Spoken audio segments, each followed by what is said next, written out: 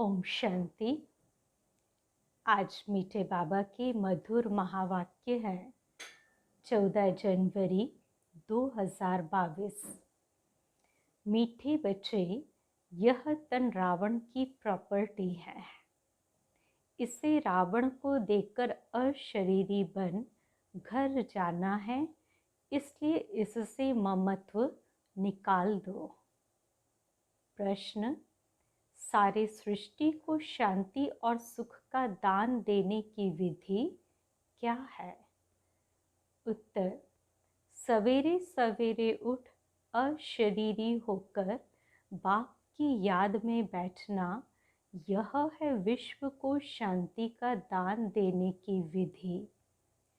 और स्वदर्शन चक्र फिराना, यह है सुख का दान देने की विधि। ज्ञान और योग से ही तुम एवर हेल्दी वेल्दी बन जाते हो, सृष्टि नई हो जाती है। गीत: मुझे अपनी शरण में ले लो राम। ओम शांति। यह भगत भक्ति मार्ग में गीत गाते हैं, हे राम अपनी शरण में ले लो। अंग्रेजी में कहते हैं कि एशलम में ले लो। हिंदी अक्षर शरणागति है। भगत गाते हैं क्योंकि रावण का राज्य है, रावण को जलाते भी हैं, इससे भी सिद्ध है कि ये रावण का राज्य है। इसका भी अर्थ कोई समझते नहीं। रावण का विनाश करने के लिए दशहरा करते हैं, यह भी एक निशानी है। अभी यह संगम है, तो इस समय ही राम की शरण में गए होंगे और रावण का विनाश किया होगा। पास्ट में जो जो होकर जाते हैं, उनका ही नाटक बनाते हैं। तुम बच्चे जानते हो, हम अभी रावण की जेल से निकल राम की एशलम में आए हैं। राम राज्य में रावण राज्य नहीं हो सकता और रावण के राज्य में राम का राज्य नहीं हो सकता है। तो गाया भी जाता है, आधा कल्प राम राज्य और आधा कल्प रावण का राज्य। राम राज्य सतयुग और त्रेता को कहेंगे। संगम युग पर जिन्होंने रावण की शरण ली है, वही राम राज्य में गए होंगे। तुम जानते हो, हम अभी राम की शरण में हैं।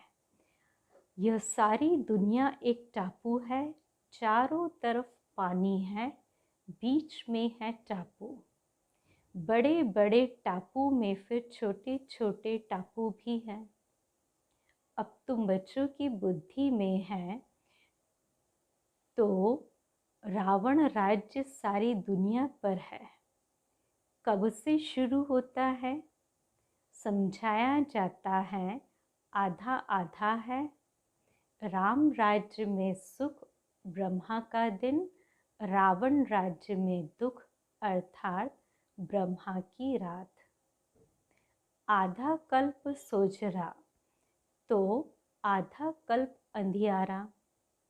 सतयुग त्रेता में भक्ति का नाम निशान भी नहीं। फिर आधा कल्प भक्ति मार्ग चलता है। द्वापर और कलयुग में भक्ति दो प्रकार की है।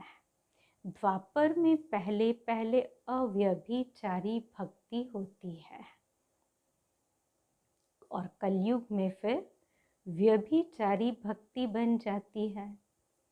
अभी तो देखो, कच मच आदि सबकी भक्ति करते हैं।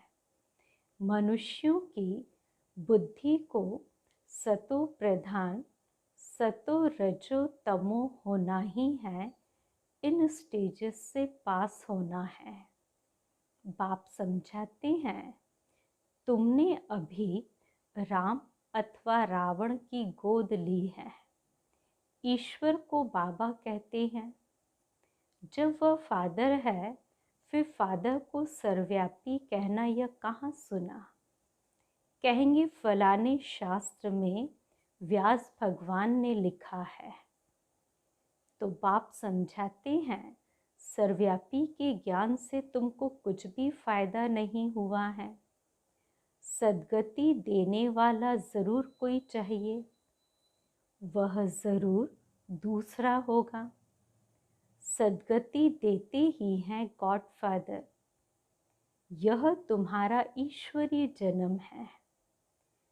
तुम अभी संगम पर हो। यह संगम का टाइम दिन में व रात में नहीं गिना जाता है। यह छोटा सा संगम है, जबकि दुनिया बदलती है या बदलनी है। आयरन एज से बदल गोल्डन एज होती है। रावण के राज्य से बदल राम राज्य होता है। जिस राम राज्य के लिए तुम पुरुषार्थ कर रहे हो, तो ऐसे ऐसे गीत भी काम आते हैं। यह हुआ जैसे श्लोक, इनका अर्थ किया जाता है। राम की शरण में जाने से फिर सुख अर्थात राम राज्य में आएंगे। एक कहानी भी है कि तुम पहले सुख चाहते हो या दुख। बोला सुख, क्योंकि सुख में फिर यमदूत लेने नहीं आएंगे, परंतु अर्थ नहीं समझते। बाप बैठ अच्छी रीति समझाते हैं। तुम्हारी बुद्धि में है कि हमारा देवी देवता कुल बहुत ऊंचा था। पहले ब्राह्मण कुल होता है, फिर देवता बनते हैं, फिर क्षत्रिय वैश्य शूद्र बनते हैं। तुम जानते हो हमने ही इन वर्णों से पास किया है। अभी आकर ब्राह्मण बने हैं। यह विराट रूप बिल्कुल ही ठीक है। वर्ण सिद्ध हो जाते हैं। 84 जन्म एक ही सतयुग में नहीं लिए जा सकते। यह वर्ण फिरते रहते हैं। ड्रामा का चक्र पूरा हुआ, गोया 84 जन्म पूरे हुए।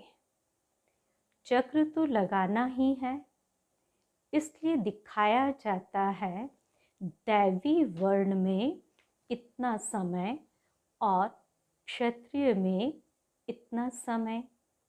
आगे यह पता थोड़ा ही था। कभी शास्त्रों में भी नहीं सुना था कि ऐसे वर्णों में आना है। तुम जानते हो 84 जन्म कौन लेते हैं? आत्मा और परमात्मा अलग रहे बहुकाल। तो यह बात सिद्ध कर बतानी है। पहले पहले देवी देवता ही भारत में थे। भारत गोल्डन एज था। उस समय और कोई धर्म नहीं था। फिर चक्र को फिरना ही है। मनुष्य को पुनर्जन्म लेना ही है। चक्र पर समझाना बड़ा सहज है। बाबा डायरेक्शन देते हैं, प्रदर्शनी में ऐसे ऐसे समझाना। इस समय जबकि हमको नई दुनिया में जाना है, तो बाप कहते हैं यह पुरानी दुनिया है। इस पुरानी दुनिया, पुराने शरीर के जो भी संबंधी आदि हैं, उनका बुद्धि से त्याग करो। बुद्धि से नए घर का आह्वान किया जाता है। यह है बेहद का संन्यास। देह सहित जो भी पुरानी दुनिया के संबंध आदि है, उन सबको भूलना है। तो बाप कहते अपने को देही समझो, तुम असल में मुक्ति धाम के रहने वाले हो। सभी धर्म वालों को बाप कहते हैं कि अब वापस चलना है। मुक्ति को तो सब याद करते हैं ना। अभी चलो अपने घर, जहाँ से तुम अशरीरी आए थे, अब फिर अशरीरी होकर ही जाना है।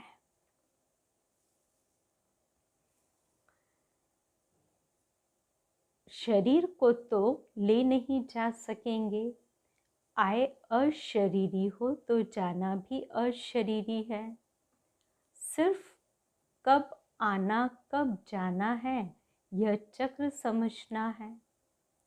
बरोबर सतयुग में पहले पहले देवी देवता धर्म के ही आते हैं, फिर नंबरवार आते जाते हैं। जब मूल वतन से सब आ जाते हैं तो फिर वापस जाना शुरू होता है। वहाँ तो आत्मा ही जाएगी। यह तन तो रावण की प्रॉपर्टी है, तो यह रावण को ही देकर जाना है। यह सब कुछ यहाँ ही विनाश होना है। तुम अशरीरी होकर चलो। बाप कहते मैं लेने आया हूँ। बाबा कितना सहज कर समझाते हैं। फिर धारणा भी होनी चाहिए, फिर जाकर औरों को समझाना चाहिए। तुम गारंटी करते हो बाबा हम सुनकर फिर सुनाएंगे। जिनको यह प्रैक्टिस होगी वह सुना सकेंगे। तुम जानते हो हमको इस दुनिया को पवित्र बनाना है। योग में रहकर शांति और सुख का दान देना है। इसलिए बाबा कहते हैं रात्रि को उठकर योग में बैठो तो सृष्टि को दान दो। सवेरे सवेरे अशरीरी होकर बैठते हो तो तुम भारत को बल्कि सारी सृष्टि को योग से शांति का दान देते हो। और फिर चक्र का ज्ञान सिमरण करने से तुम सुख का दान देते हो। सुख होता है धन से, तो सवेरे उठकर याद में बैठो बाबा बस अब आपके पास आए कि आए। अब हमारे 84 जन्म पूरे हुए हैं, तो सवेरे उठकर बाप को याद कर शांति और सुख का दान देना पड़े। योग और ज्ञान से हेल्थ और वेल्थ मिलेगी। जब हम एवर हेल्दी होते हैं तो सृष्टि ही नई होती है। सतयुग त्रेता में हेल्दी वेल्दी है, कलयुग में अनहेल्दी अनवेल्दी है। तो अब हम हेल्दी और वेल्दी बनते हैं, फिर आधा कल्प हमारा ही राज्य चलता है। बुद्धि में जब यह ज्ञान हो तब खुशी रह सके। भल यह भी लिख दो, कौन सी बात, कि 2500 वर्ष के लिए एवर हेल्दी वेल्दी बनना हो तो आओ इस ईश्वरीय नेचर क्योर सेंटर में। परंतु यह लिखेंगे भी वह जिनमें ज्ञान होगा। ऐसे थोड़ी कि सेंटर हम खोलते हैं। सर्विस आप आकर करो। जो खोलते हैं उनको खुद सर्विस करनी चाहिए। झगड़ा सारा पवित्रता पर ही चलता है। विष न मिलने से अत्याचार होते हैं। अब है संगम, तो बुद्धि में सुखधाम और शांति धाम को ही याद करना चाहिए। दुख धाम है तब तो सुख धाम को याद करते हैं। तब ही गाते हैं कि दुख में सिमरण सब करें, यह पतित दुनिया है। लौ कहता है कि कलयुग के अंत में सबको पतित होना ही है। जब तक संगम आए और राम राज्य की स्थापना हो जाए, फिर रावण राज्य का विनाश हो। अब विनाश की तैयारी हो रही है। रावण राज्य खलास होना ही है। बाकी यह गुड़ियों का खेल करते हैं, कितने गुड्डे गुड्डियां बनाते हैं। इसलिए इनको अंधश्रद्धा कहा जाता है। जितने भारत में चित्र बनते हैं उतने और कहाँ नहीं बनते हैं। भारत में ढेर चित्र है। गाया भी जाता है ब्रह्मा का दिन और ब्रह्मा की रात। दिन को फिर लंबा क्यों कर दिया है, यह भी समझने की बात है। पहले अव्यभिचारी भक्ति, फिर व्यभिचारी। पहले 16 कला, फिर 14, और अंत में कुछ तो कला रह जाती है, परंतु इस समय नो कला। इस समय है तमो प्रधान दुनिया। तमो कलयुग से शुरू होता, फिर अंत में कहेंगे तमो प्रधान। तो अब दुनिया जर्जरी भूत हो गई है। पुरानी चीज को आपे ही आग लग जाती है। जैसे बट का जंगल होता है तो उनका आपे ही आग लग जाती है। इनको भी आग लगनी है। थोड़ा भी कुछ आपस में हुआ तो आग सुलग जाएगी। घर में कोई छोटी बात पर झगड़ा हो जाता है, आपस में दोस्त होते, थोड़ी सी बात पर ऐसी दुश्मनी हो जाती जो एक दो का गला काटने भी लग पड़ते हैं। क्रोध भी कम नहीं है, एक दो को मारने के लिए देखो कितनी तैयारी कर रहे हैं। यह भी ड्रामा है। क्रिश्चियन लोग हैं दोनों बड़े, आपस में मिल जाएं तो सब कुछ कर सकते हैं। पोप भी क्रिश्चियन का हेड है, उनका मान बहुत रखते हैं, परंतु मानते उनकी भी नहीं है। यहाँ भी जो बच्चे बाप की मानते नहीं तो वह विनाशी पद पाते हैं। श्रीमत पर चलना चाहिए। श्रीमद् भगवद गीता है ना, और कोई शास्त्र में श्रीमत है नहीं। श्री माना श्रेष्ठ ते श्रेष्ठ, जो कब पुनर्जन्म में नहीं आते। मनुष्य तो पुनर्जन्म में आते हैं। विद्वानों ने तो जन्म मरण से रहित की गाई हुई गीता में पूरी 84 जन्म लेने वाले का नाम ही डाल दिया है। तो वास्तव में परम पिता परमात्मा ही ज्ञान का सागर, पवित्रता का सागर, पतित पावन गाया हुआ है। वही वरदान देते हैं बच्चों को। उनके बदले कृष्ण का नाम डाल दिया है। पहले पहले शिव जयंती, फिर होती है कृष्ण जयंती।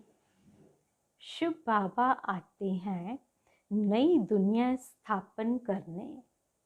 तो पहले बाप का जन्म, फिर बच्चे का जन्म। बाप के जन्म से ही कृष्ण बच्चा निकला। वह भी एक तो नहीं होगा, दैवी संप्रदाय कहा जाता है ना, तो कितना भूल कर दी है। कोई एक भी इस बात को समझ जाए तो उनके सब जिज्ञासु टूट पड़े, सबका मुंह पीला हो जाए। कितनी बड़ी भूल है, तभी बाप को आना पड़ता है। किसको समझाने देने में टाइम चाहिए। पहले तो यह निश्चय कराओ कि परम पिता परमात्मा से आपका क्या संबंध है, तब समझे कि भगवान बाप है। भगवान तो भगवान के पद पर तो रखो, भगवान को भगवान के पद पर तो रखो। सब एक जैसे कैसे होंगे। कहते हैं सब भगवान की लीला है, एक रूप छोड़ दूसरा लेते हैं। लेकिन परमात्मा कोई पुनर्जन्म थोड़ी लेते हैं। यह बाप दादा दोनों ही कंबाइंड है।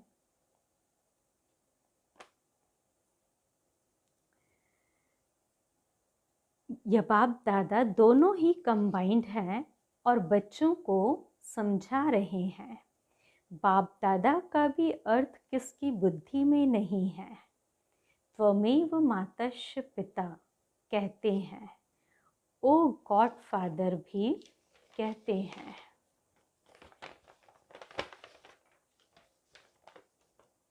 तो ज़रूर मदर चाहिए, परंतु किसकी बुद्धि में नहीं आता है। बच्चों को समझाया तो शरण कब ली जाती है, जब रावण राज्य खत्म होता है, तब राम आते हैं। राम की शरण लेने से ही सद्गति मिलती है। कहते हैं राम राज्य हो, उनको सूर्यवंशी राज्य का पता ही नहीं। कहते हैं राम राज्य नई दुनिया नया भारत हो, सो तो अब बन रहा है और बनना भी ज़रूर है। ड्रामा को चलना है ज़रूर। यह पढ़ाई है मनुष्य से देवता बनने की। मनुष्य किसको देवता बना न सके। बाबा आकर मनुष्य को देवता बनाते हैं, क्योंकि बाबा ही स्वर्ग की स्थापना करते हैं। ब्राह्मणों की माला नहीं गाई जाती है, वैजयंती माला विष्णु की है। यह है ईश्वरीय घराना। तो अब नया शुरू होता है। आगे था रावण का आसुरी घराना। रावण को असुर कहा जाता है। यह कंस जरासंधी नाम अभी सिद्ध होते हैं। जन्म जन्मांतर तुमको साकार में वर्षा मिलता है, सतयुग में भी साकार से मिलता है। सिर्फ इस समय तुमको निराकार बाप से वर्षा मिलता है। अच्छा, मीठे मीठे सिकिलधे बच्चों प्रति माता पिता बाप दादा का याद प्यार और गुड मॉर्निंग। रूहानी बाप की रूहानी बच्चों को नमस्ते। हम रूहानी बच्चों की रूहानी बाप दादा को याद प्यार, गुड मॉर्निंग और नमस्ते। धारणा की पहली पॉइंट, देह सहित पुरानी दुनिया के संबंधी आदि सब भूल स्वयं को देही समझना है। बुद्धि से नए घर का आह्वान करना है। सवेरे सवेरे उठ सारी दुनिया को शांति और सुख का दान देना है। आज का वरदान, आकारी और निराकारी स्थिति के अभ्यास द्वारा हलचल में भी अचल रहने वाले बाप समान भव। जैसे साकार में रहना नेचुरल हो गया है, ऐसे ही मैं आकारी फरिश्ता हूँ और निराकारी श्रेष्ठ आत्मा हूँ। यह दोनों स्मृतियाँ नेचुरल हो, क्योंकि शिव बाप है निराकारी और ब्रह्मा बाप है आकारी। अगर दोनों से प्यार है तो समान बनो। साकार में रहते अभ्यास करो, अभी अभी आकारी और अभी अभी निराकारी। तो यह अभ्यास ही हलचल में अचल बना देगा। आज का स्लोगन, दिव्य गुणों की प्राप्ति होना ही सबसे श्रेष्ठ प्रभु का प्रसाद है। दिव्य गुणों की प्राप्ति होना ही सबसे श्रेष्ठ प्रभु प्रसाद है। फिर लवलीन स्थिति के अनुभव के लिए पॉइंट, जो प्यारा होता है उसे याद किया नहीं जाता, उसकी याद स्वतः आती है। सिर्फ प्यार दिल का हो, सच्चा और निस्वार्थ हो। जब कहते हो मेरा बाबा, प्यारा बाबा, तो प्यारे को कभी भूल नहीं सकते। और निस्वार्थ प्यार सिवाय बाप के किसी आत्मा से मिल नहीं सकता। इसलिए कभी मतलब से याद नहीं करो, निस्वार्थ प्यार में लवलीन रहो। आज के अव्यक्त इशारे के पॉइंट हैं। आज 14 तारीख है। ब्रह्मा बाप हर संकल्प में भी वफादार रहे। जैसे पतिव्रता नारी एक पति के बिना और किसी को स्वप्न में भी याद नहीं कर सकती, ऐसे समय एक बाप दूसरा ना कोई। ऐसे हर समय एक बाप दूसरा ना कोई, यह वफादारी का प्रत्यक्ष स्वरूप देखा। विशाल नई स्थापना की जिम्मेवारी के निमित्त होते भी वफादारी के बल से, एक भरोसे के प्रत्यक्ष कर्म से हर परिस्थिति को सहज पार किया और कराया। तो ऐसे सदा फॉलो फादर करो। अच्छा, ओम शांति।